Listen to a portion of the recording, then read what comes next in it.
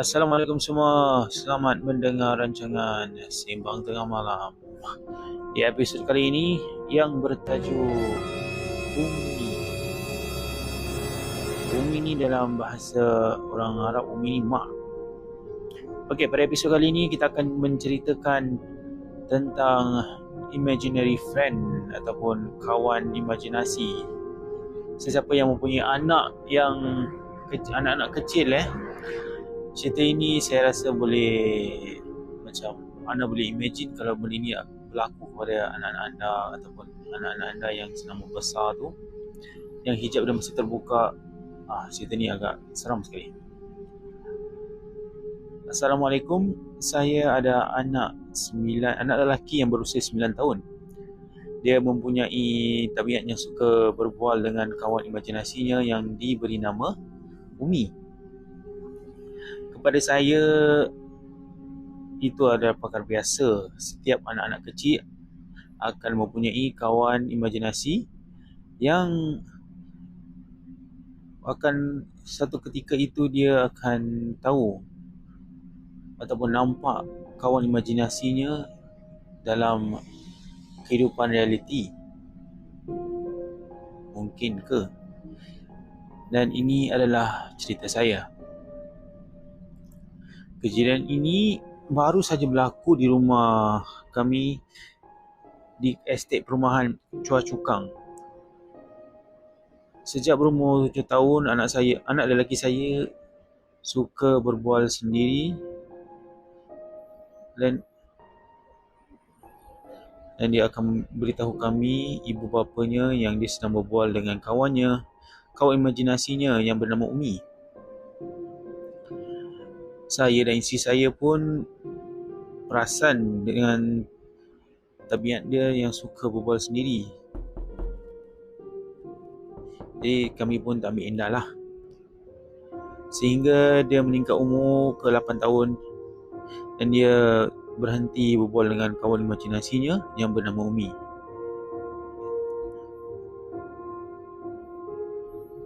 Jadi pada kami ibu bapa, okey, saya rasa ini dah stop lah. Dia dah berhenti.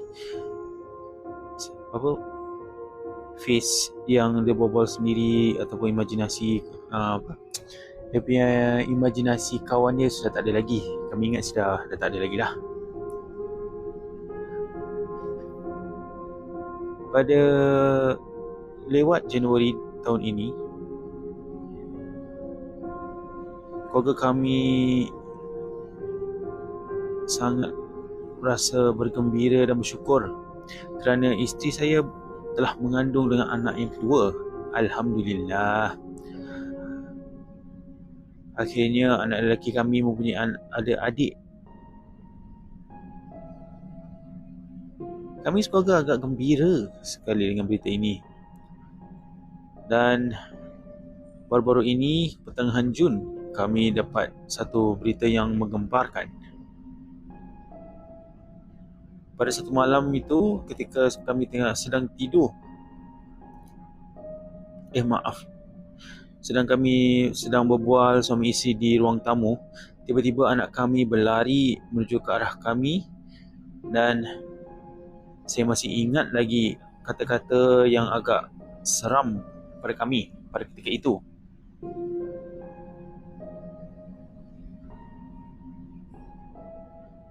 Mama, Papa, Umi dah balik. Boleh tak dia tinggal dengan kita? Anak kami menanyakan soalan itu kepada kami. Kami pun macam terkejut. Umi?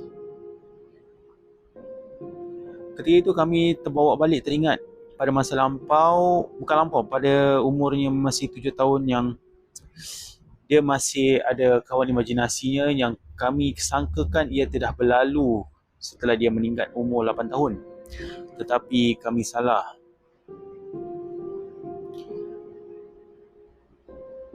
Jadi saya dan isteri saya melihat sesama sendiri dan terkejut bila mendengar kata-kata anak kami yang Umi sudah balik. Isteri saya pun bertanya kepada anak kami, "Abang, bila Umi balik?" malam-malam malam-malam mak, Umi kata dia rindukan abang. Dan dia datang balik ni sebab dia pun nak tengokkan adik.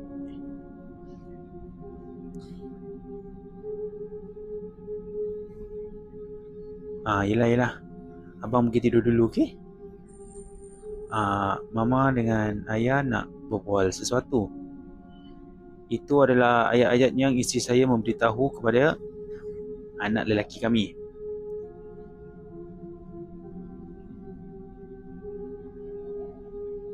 Pada malam itu, kami berdua agak risau dengan sikap anak kami yang tiba-tiba berubah kembali.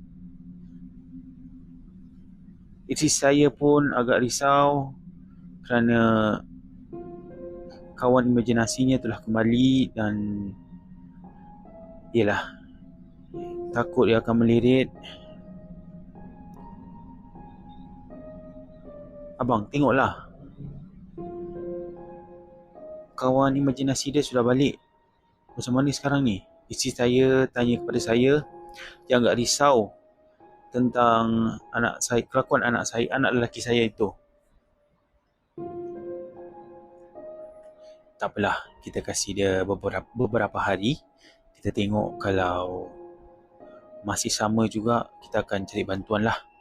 Buat masa sekarang ni yang kita tunggu dan kita tengok ada tak perubahan dalam masa singkat ni. Dah lah, yang jangan fikirkan sangat lah. Biar abang saja yang handle benda ni semua, okey? Yang jangan risau. Tidak sangka pada beberapa hari kami dapat lihat perubahan yang anak kami sedang berbual dengan kawan imajinasinya. Kami berdua cuba nak membawa anak kami ke terapis ataupun disebut di sini, psikiatris, tentang anak kami yang suka berbual dengan kawan imajinasinya. Dan benda yang tidak diduga berlaku. Ia berlaku pada malam minggu yang lalu di bulan Jun. Dapat jumpa Umi. Dalam masa 2 pagi, tengah semua orang sedang tidur dan saya ada di luar sedang menghabiskan kerja-kerja klien yang harus dibuat.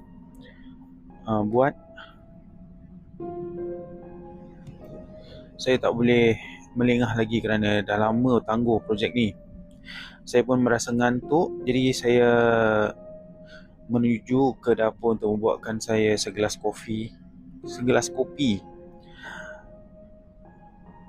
Tengah saya sedang berjalan lalu ke arah bilik saya lah. Saya ternampak isteri saya yang sedang tidur. Dengan terkejutnya saya ternampak wanita berbaju putih, berambut panjang, yang berdiri di tepi katil. Ya Allah, apa tu kat tepi? Saya berbisik pada diri saya sendiri dan jalan terus ke ruang tamu.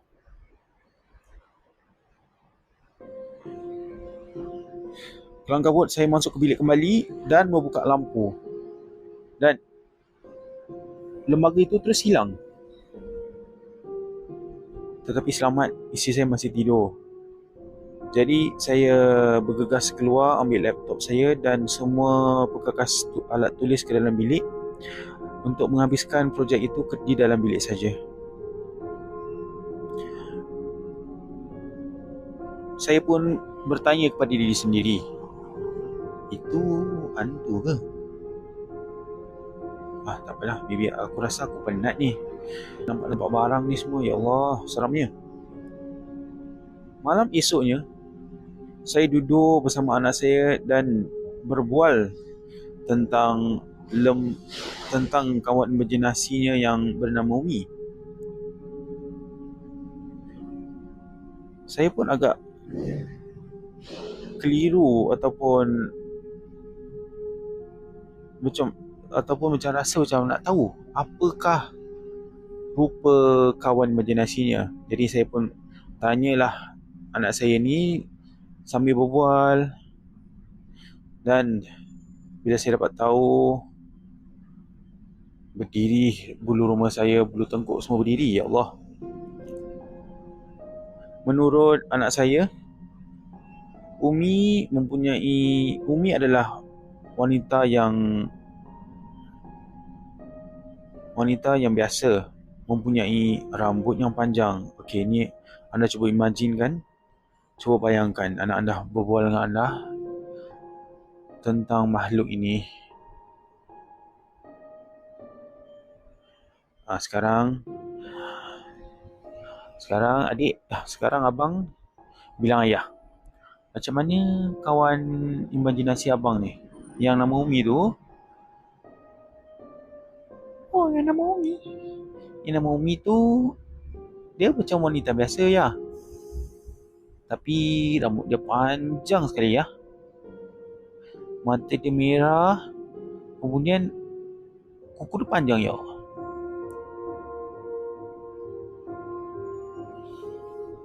Selepas conversation dengan anak lelaki saya pun beritahu kepada isteri saya untuk mencari bantuan ustaz. Jadi kami dapat bantuan ustaz dan untuk menyemah rumah kami pada hujung minggu. Buat masa sekarang, alhamdulillah tak ada gangguan apa-apa. Tapi saya masih boleh ingat lagi tentang deskripsi makhluk itu yang anak saya memberitahu kepada saya. Ni tengah type cerita ni pun saya dah menggigil rasanya, berdiri bulu rumah bila teringat kembali cerita itu.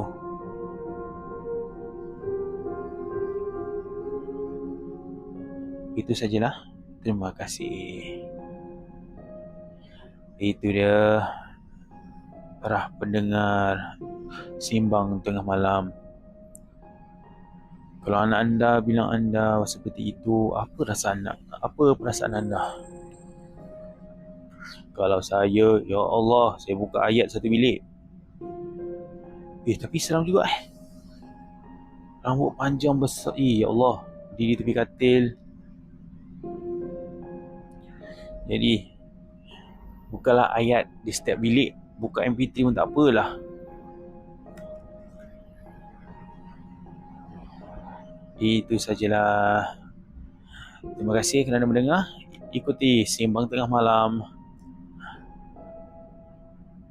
Like, share dan subscribe channel ni. Maaf kalau cara cerita saya ni agak sukar nak faham, sebab saya cuba terjemahkan email ini yang berbahasa English ke Melayu, agak sukar. Okey, terima kasih.